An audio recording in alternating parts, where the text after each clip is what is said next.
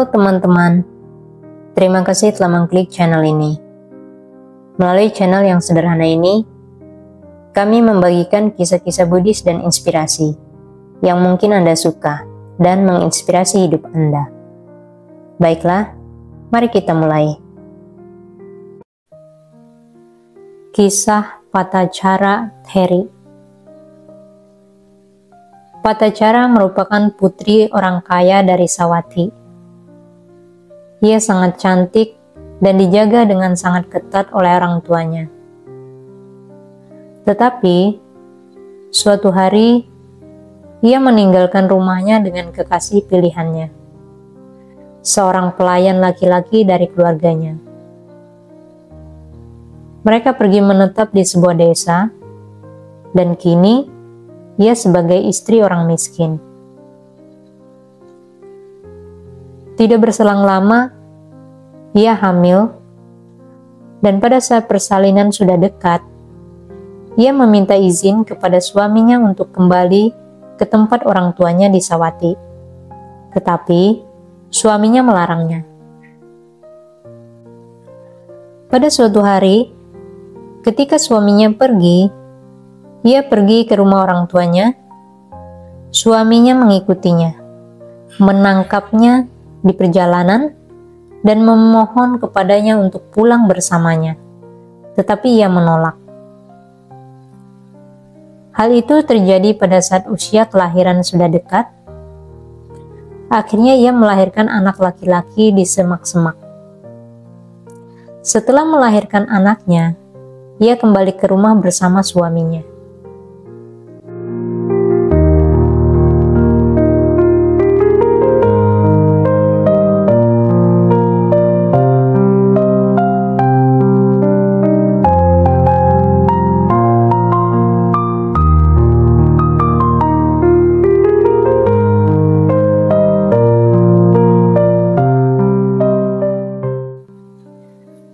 Sekali lagi, hal serupa terjadi.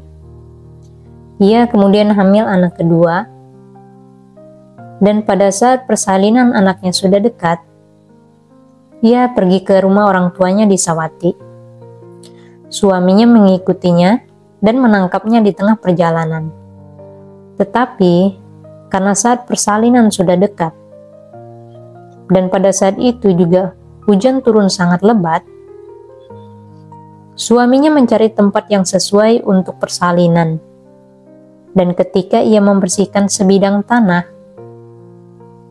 ia digigit oleh seekor ular yang berbisa, dan ia meninggal dunia saat itu juga. Patacara menunggu suaminya, dan pada saat menunggu itu, ia melahirkan anak mereka, yaitu anak kedua. Pada pagi hari, ia mencari suaminya, tetapi ia hanya menemukan tubuh suaminya yang sudah kaku. Ia berkata kepada dirinya sendiri bahwa suaminya meninggal dunia karena dirinya. Kemudian, ia meneruskan perjalanan ke rumah orang tuanya bersama dua anaknya. Karena hujan yang sangat lebat dan tidak henti-hentinya sepanjang malam, sungai Acirawati menjadi banjir, sehingga tidak memungkinkan baginya untuk menyeberangi sungai bersama kedua anaknya. Dengan meninggalkan anak tertua di tepi sungai sebelah sini, ia menyeberangi sungai dengan anak laki-laki yang baru berumur sehari.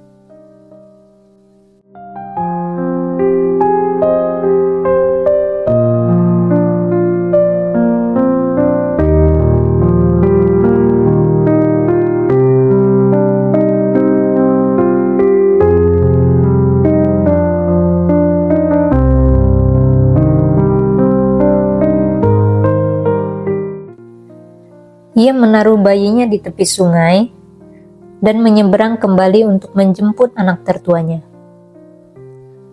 Ketika ia berada di tengah sungai, seekor elang besar melayang-layang menuju di mana si bayi berada. Elang itu mematuk bayinya seperti menggigit sepotong daging. Ia berteriak-teriak untuk menakut-nakuti burung itu. Tetapi,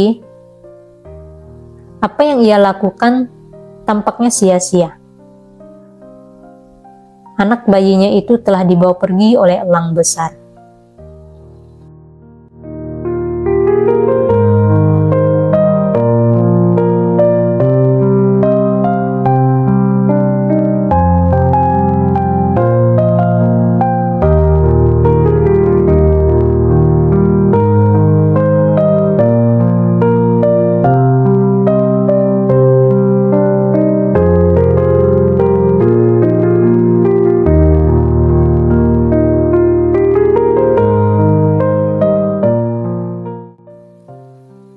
Pada saat itu, anak yang tertua mendengar ibunya berteriak-teriak dari tengah sungai.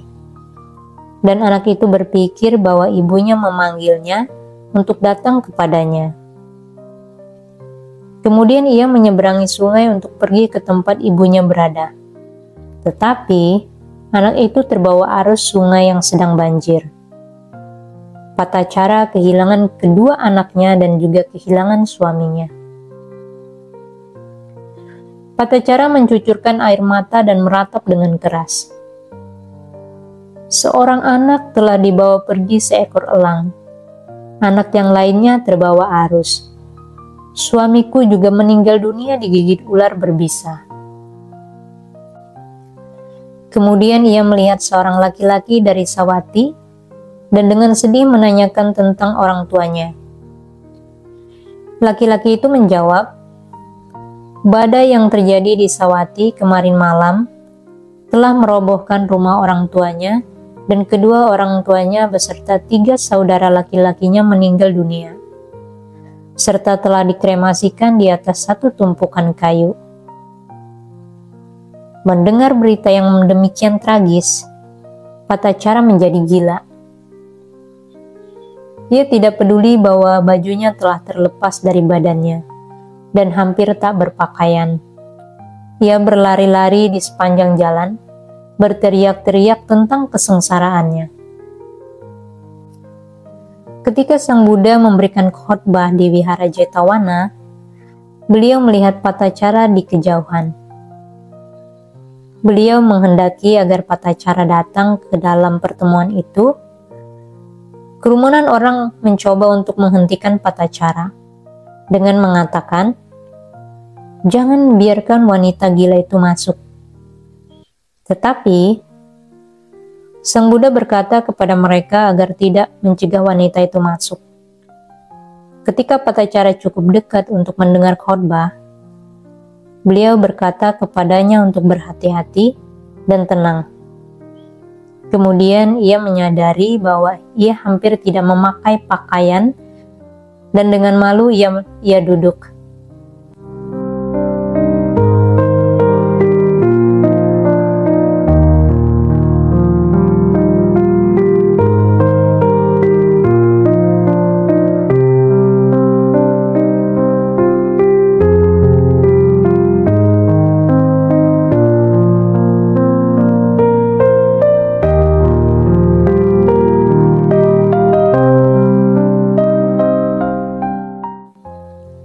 Seseorang yang hadir memberikannya secari kain, dan ia membungkus dirinya dengan kain itu.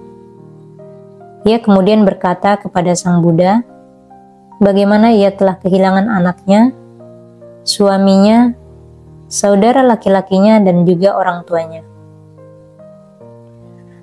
Sang Buddha berkata kepada Patacara, "Patacara, jangan takut. Kamu telah datang kepada seseorang yang dapat melindungimu dan membimbingmu. Sepanjang proses lingkaran kehidupan ini, jumlah air mata yang telah kamu cucurkan atas kematian anakmu, suamimu, orang tuamu, dan saudara laki-lakimu sangat banyak. Lebih banyak dari air yang ada di 4 samudra." Kemudian Sang Buddha menjelaskan dengan rinci Anamatagga Sutta yang menjelaskan perihal kehidupan yang tak terhitung banyaknya. Berangsur-angsur Patacara merasa tenang. Kemudian Sang Buddha menambahkan bahwa ia seharusnya tidak berpikir keras tentang sesuatu yang telah pergi, tetapi seharusnya mensucikan diri dan berjuang untuk merealisasikan nibbana. Mendengar nasihat dari Sang Buddha, Patacara mencapai tingkat kesucian Sotapati. Kemudian Patacara menjadi seorang bhikkhuni. Pada suatu hari, ia sedang membersihkan kakinya dengan air dari tempayan. Pada saat ia menuangkan air untuk pertama kalinya, air tersebut hanya mengalir pada jarak yang pendek kemudian meresap. Kemudian ia menuangkan untuk kedua kalinya, air tersebut mengalir sedikit lebih jauh. Tetapi air yang dituangkan untuk ketiga kalinya mengalir paling jauh.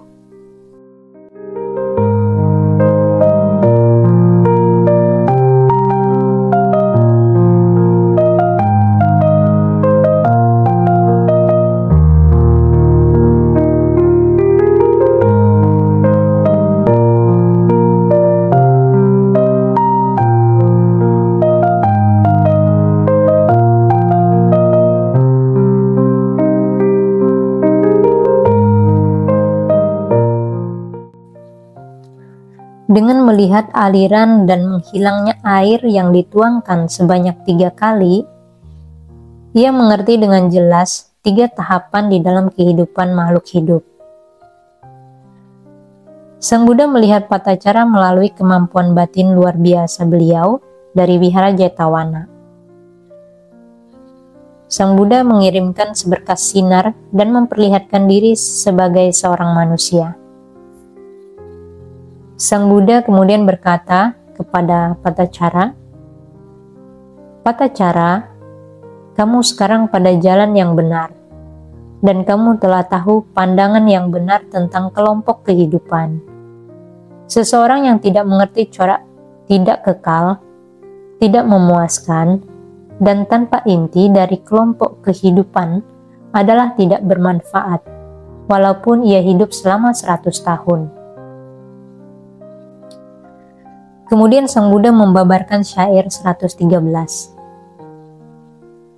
Walaupun seseorang hidup 100 tahun, tetapi tidak dapat melihat timbul tenggelamnya segala sesuatu yang berkondisi.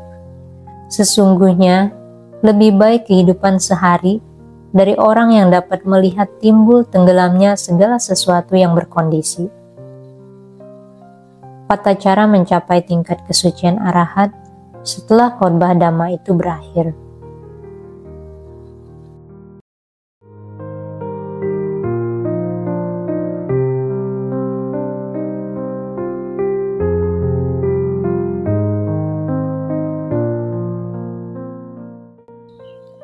Demikianlah teman-teman akhir kisah ini. Semoga kisah ini memberikan inspirasi bagi Anda. Selamat menjalani hari ini. Tetaplah kuat. Mari kita merawat kesehatan tubuh dan batin kita masing-masing, demi diri kita sendiri dan semesta. Apabila Anda menyukai konten ini, silakan subscribe channel ini. Klik suka, bagikan ke teman-teman dan keluarga Anda, sehingga mereka juga memperoleh manfaat yang sama seperti Anda. Serta tinggalkan komen Anda di kolom komentar. Terima kasih telah menonton dan mendengarkan hingga akhir. Dan sampai jumpa di kisah berikutnya.